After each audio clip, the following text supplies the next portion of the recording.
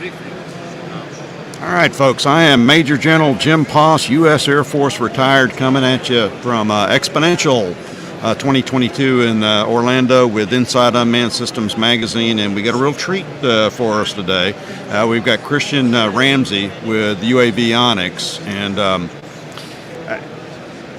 uAvionix has been one of my favorite avionics companies working in the drone world, because they're one of the few companies that from the get-go have really focused on the needs of not just UAS in general. We get plenty of companies that do that, but small UAS, and have really come up with a lot of solutions for the under 55-pound crowd. But I think of that. I think of what you've been doing with micro IFF, but to be honest with you, that's not an accurate picture of the company, because you do a lot more. So what am I missing, Christian? Thanks, Jim. First of all, thank you for inviting me to be here. It's great to be here. It's great to have a crowded AUVSI again. I'm kidding. Last year was a little bit of a ghost It's been town. great, yeah. But so we're an avionics company. That's right, and we play in multiple markets. In that we're here we're best known in either defense with micro IFF or in the civil side of transponders, command and control. But we've also got a very large general aviation product line. I always forget that. And we've been able to leverage all of these markets against each other to try to help. Really what we've tried to do is provide secure and certified type communication types across all aircraft and aviation users, so that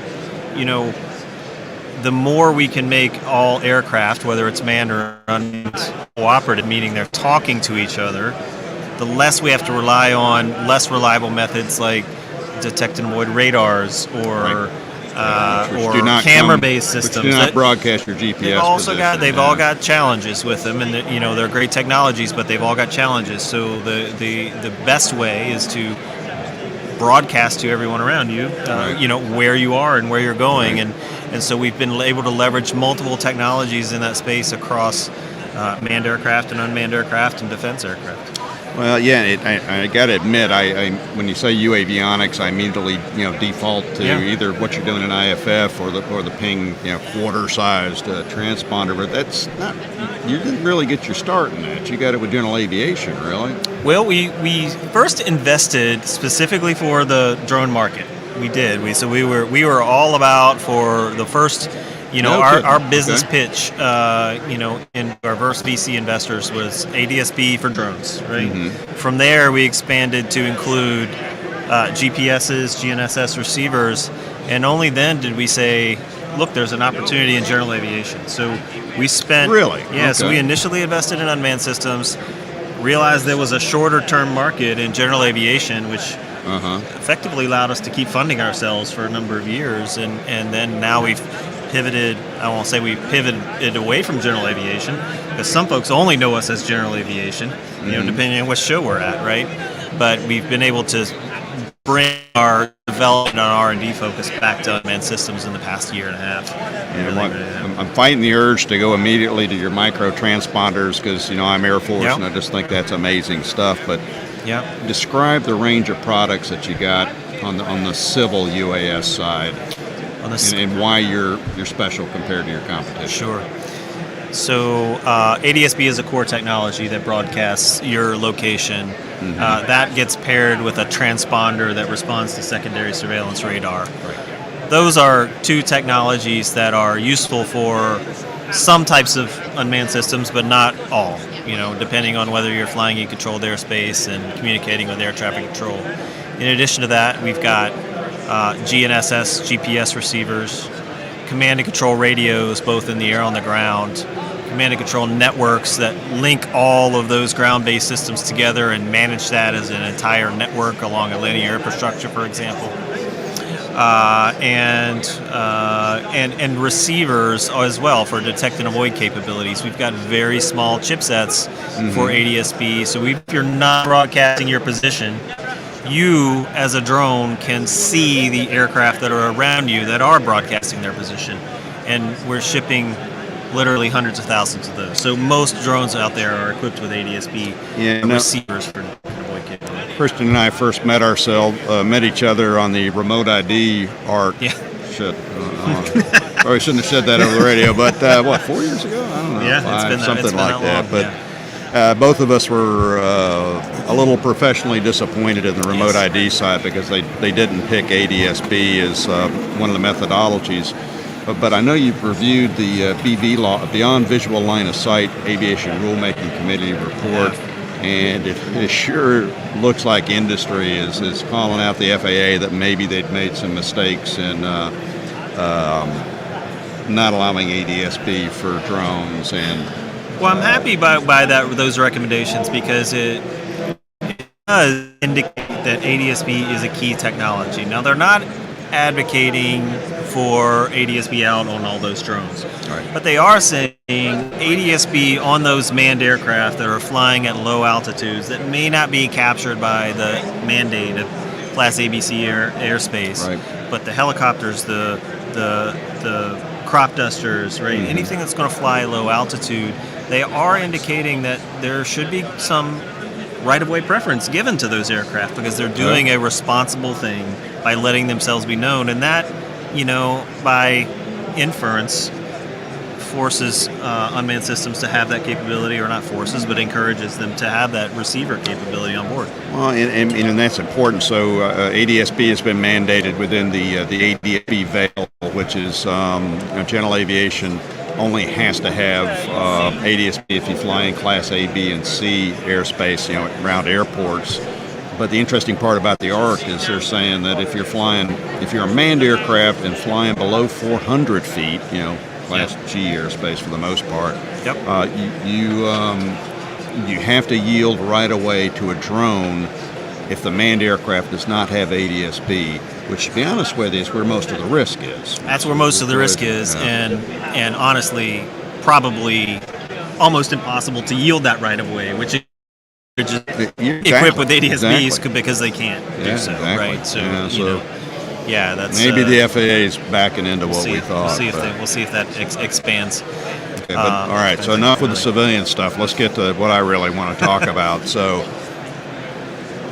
I'll get too complicated if I say it. So explain IFF to our civilian audience without making me use a million acronyms, which you don't want me talking about. IFF is a pretty easy to understand acronym in its identification, friend or foe. It asks the question. It asks the question: are you a known entity? Are you a friend? And it's a system from ground-based interrogators or airborne interrogators that literally sends out a signal to a transponder that lives on an aircraft and says, are you a friend? And if you're a friend, you know the secret code. Okay. Right? And it is a secret code. And it is a secret code. Okay. It is a very secret code. And that code changes, right? And the transponder on board says, I am a friend. Here's the secret code. And that at the core, it says, I'm a friend, don't shoot at me. That's really what IFF is all about, is protection of protection against a fratricide or friendly fire scenario. It's identification. Now, that's important in tactical unmanned systems. I think the Ukraine situation is demonstrating how much a fairly inexpensive tactical drone can be very disruptive in theater. And so what that is doing is highlighting the need for these identification friend or foe systems, because there are reports of shooting your own systems down, Ukrainians shooting our own friendly assets down, and they're so critical because they're so few and far between, and so you don't want to shoot that down because you think it might be an enemy. And so it's an aspect of counter UAS. It's an aspect of cooperative airspace. Good point. It's an aspect of detect and avoid and separation between manned helicopters and unmanned aircraft. So it brings you the benefits of what ADS-B does in the civil world, but with those secret codes, just to give an extra layer of security on top. So you mentioned, the first thing you said when you mentioned IFF is you talked about tactical systems. So to an airman, we've got the group system. Yep. Generally, IFF has only been carried on relatively large manned aircraft, F-15s, F-16s. You guys have been busting that paradigm all over. So Yeah.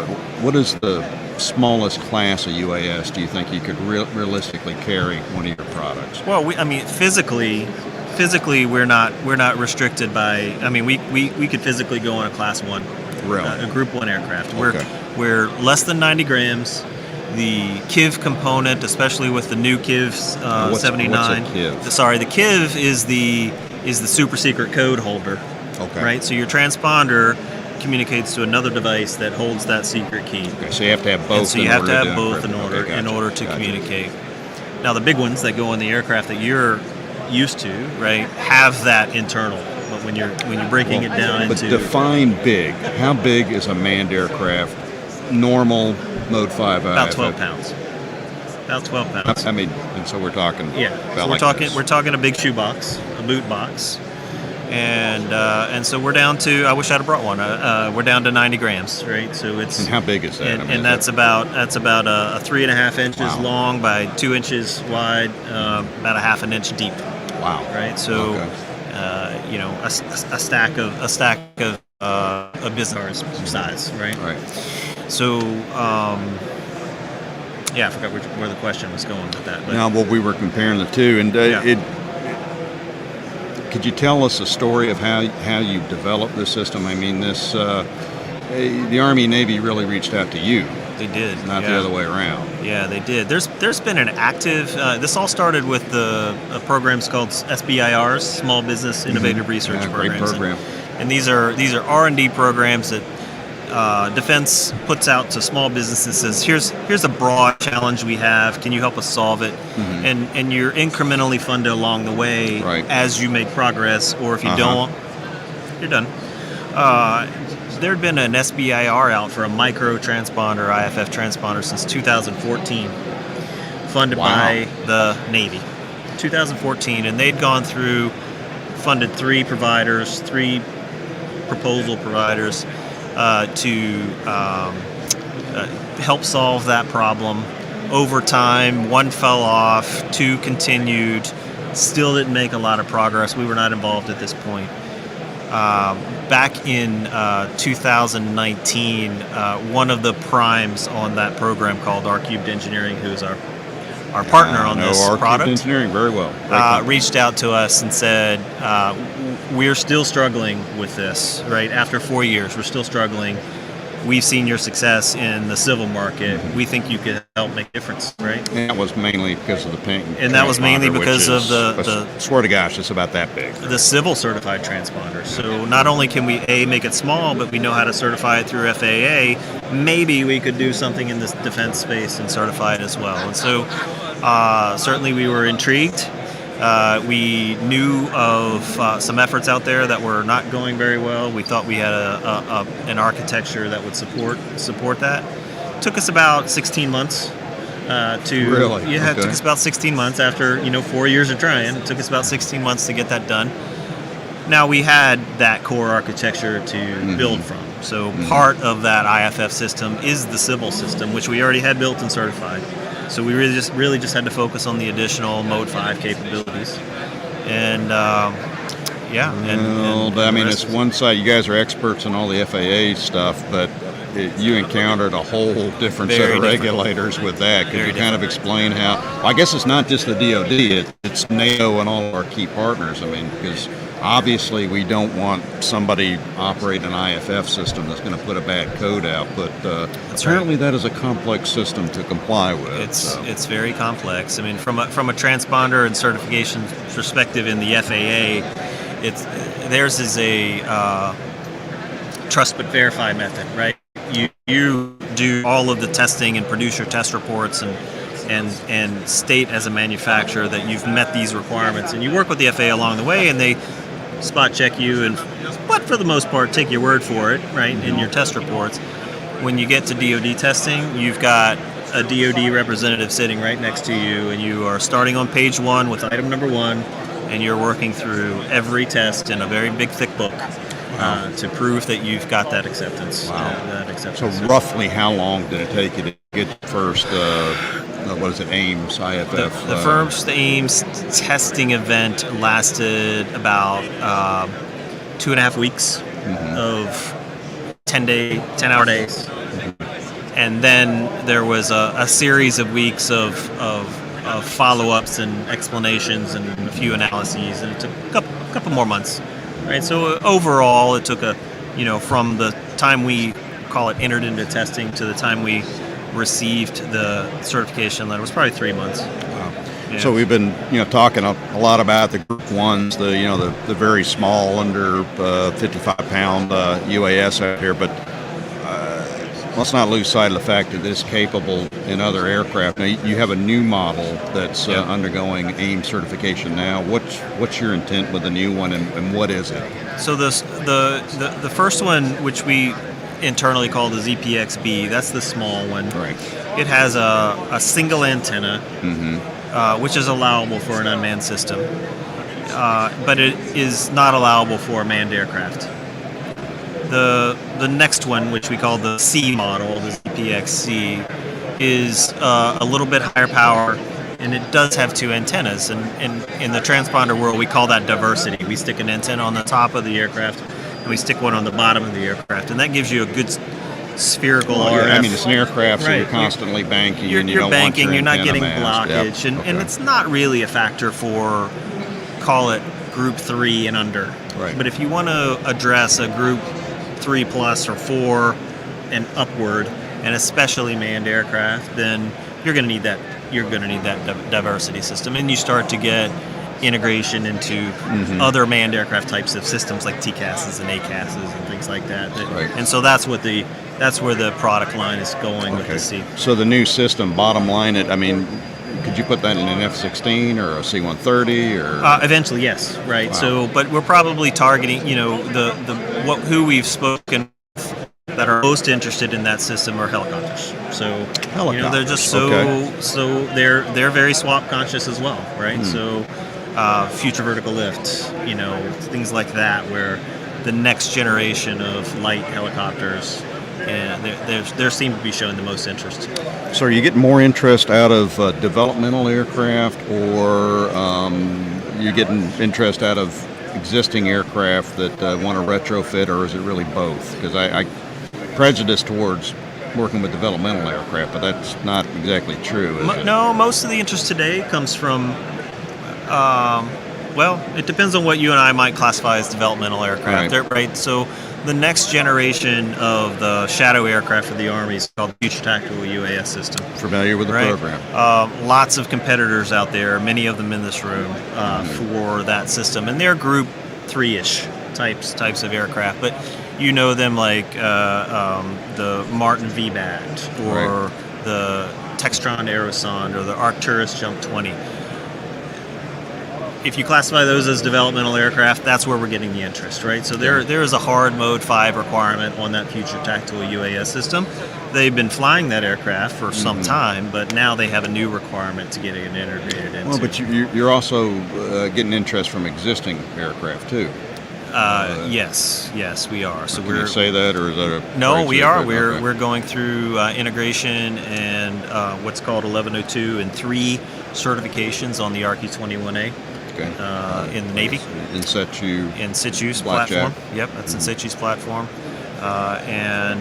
So those are our 2 big programs right now, FTUAS and RQ-21A. There's some additional programs in Australia. Australia is not a NATO country, but they're a NATO ally. And so they're Mode 5 capable, and so we're integrating the platforms in there as well. Yeah. Absolutely fascinating stuff. I've got this saying, when it comes to drones, first and foremost, it's the data link, stupid. Because a lot of people want to talk about the drone and what it looks like, but you really can't have a conversation, with drones until you talk about the data link. And I didn't realize this, but you guys are into data links as well, are you not? Very much so, Jim. I mean, I think you were probably back at the Center of Excellence in these days, but when the very first FAA roadmap was published, there were 2 technologies that they identified as critical to integration. One was detect and avoid, and there's a ton of effort been placed in detect and avoid. You're also working. We're in that so, one. Yeah. The second was command and control, and there hasn't been a ton of innovation implemented in command and control over the last 10 years. And what we're working on is a certifiable C2 radio system, and certifiable in the civil sense that the FAA is publishing a TSO for how this radio to perform. It performs up in the C-band, and it's we're talking C2PC, right? C2PC, command and control. I don't know what it stands for. CNPC, command non-payload control. CNPC. The non-payload means you're not sending your video link over this. Right. You're sending only the critical command lines. Turn right? left, climb. Turn left, climb. That's right. Excuse me. So that's where we're focused. We have air systems and ground systems, and we have a system that networks them together. And we're part of the Vantis network, which is the booth right there. The Vantis network in North Dakota. And the Vantis system has a ground-based command and control system that is uAvionix focused. So we're a subcontract to Thales in this contract. And we are what is known as the command and control communications service provider. So we've got the system that manages as an aircraft comes into, if our mics were towers, and I'm communicating with Tower 1, at what point do I transition to Tower 2? So we're managing the signal strength, understanding which is the best communication tower to talk to, because I've got another one coming in right behind me, and this guy needs to use that tower and that frequency. So are you doing that on the air vehicle, or is that being done on the ground? It's being done on the ground systems. So how do you do that? It's being done on the ground system. That sounds like a pretty steep ask. It is a steep ask, and when you as soon as you create that network, you have to have a system that can meet a safety case, right? And so there's some guidance in RTCA docs, DO377A, that kind of guides you in that direction. It doesn't spell it out for you like a recipe, but there is some guidance there. And so we're building a system to that, and we've got a really great system that we're very proud of, and we're rolling it out right now to probably about a dozen different locations, not just in North Dakota, but other locations and networks. Can you mention any of them? NASA Langley. Oh, wow, okay. A BB loss project in Canada. We're at the Choctaw Nation and in great New Mexico State University's test site as well. So, a number of places that we're rolling this out. So, have you done battle with the FAA yet? Or are you in with some method of compliance? We're in the process of, in partnership with the Vantis program, we're in the process of applying for the first BB loss waiver using this system right now. Okay. So, because that's an absolutely flight safety critical system. It is. So I don't envy the amount of data that you must be collecting. It's a month long. It's a month/years long process where we're collecting all the data, submitting the proposal, which has been submitted. We've responded to a number of requests for additional information. We hope by this time next month, we'll have an approval to begin BB loss ops. And don't take offense with this next question, but why would a multi-million-dollar multinational program like Thales go with a small company like you for such a critical technology? Well, we're feeling, even Thales, even though they're a multinational company, recognizes that we're in a pathfinder situation, right? We have to be able to pivot. We have to be able to make adjustments. It's hard for a company like that to do so on its own, and so partnering with nimble partners that can, help move the needle and steer things as demands go, right? And being able. Plus, to everything about FAA certification. Not that there's FAA certification criteria yet, but it will be. They also saw value in. That's exactly right. Like we come from a place, and me personally, I come from the FAA's ADSB network program, and they understand that we know how the FAA works, right? Not only from a device certification, but from an air traffic control certification perspective, how the FAA thinks. We can pre-position our proposals, to the FAA on that.